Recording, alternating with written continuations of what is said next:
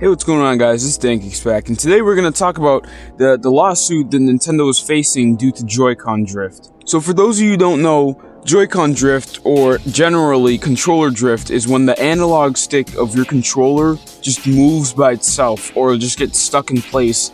This has happened to me on my Nintendo Switch, and how I've had my Switch for 7 months now.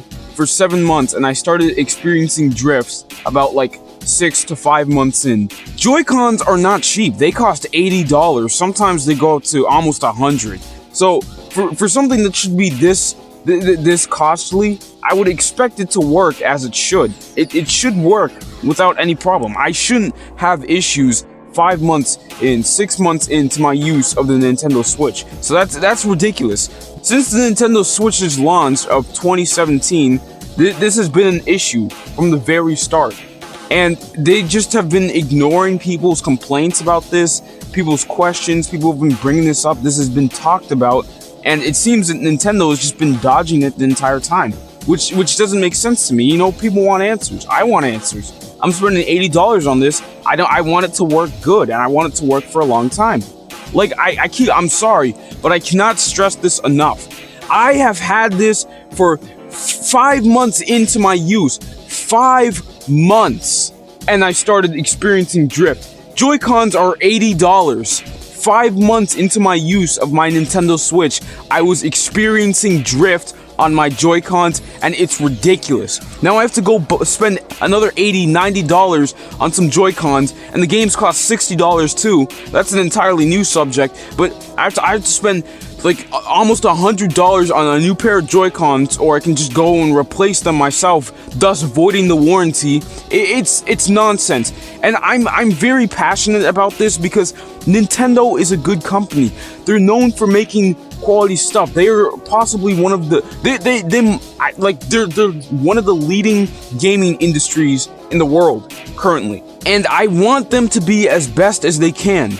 And I'm stressing this because of the announce of the Switch Lite. I really don't want Joy-Con drift to be an issue, because the Switch Lite, as we saw, the Joy-Cons do not detach from that. There are no Joy-Cons essentially.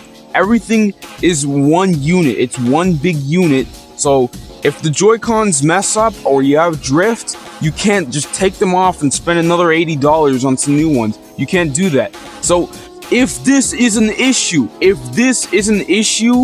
with the Nintendo Switch, Nintendo needs to get their stuff together so we don't see this with the Switch Lite, because I promise you, if this happens with the Switch Lite, this will be devastating. This will destroy the company. This will be terrible. Nobody is going to buy the Switch Lite if they hear complaints about the drift, and that's something they can't even fix. They have to just spend an entire $200 as opposed to $80 so they can buy an entirely new console because of that. It's really something that Nintendo should watch out for, and I hope that they actually do fix. And I hope that with the new Switch revision that's supposed to come out sometime like September or something, sometime later in the year, or maybe next year, I forgot.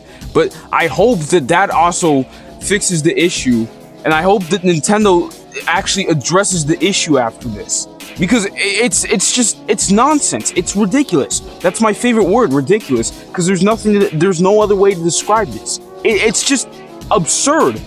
I mean, 5 months in, guys. I'm sorry I keep bringing it up, but 5 months into my use, 5 months in, this is a $300 console. The Joy-Cons cost $80, $90, almost $100. And I'm having these issues. Are you kidding me? And the only thing you can do is buy new ones. Or void the warranty, or try to clean them out. But cleaning them out does not work. I've tried cleaning them out. Cleaning them out only lasts for about a week, maybe 2 weeks at best. Then you have to clean them out again. And I don't want to have to worry about that. I want the console to work as it should. I paid $300 for it. It should work without issue, and it should be good. I don't want this to happen with the Switch Lite. If it does, it will destroy the company. It will not be good. It will give Nintendo a bad name, and this is just nonsense. It's ridiculous. That's gonna wrap it up for this video, guys. Thanks for watching, and I'll see you in the next one.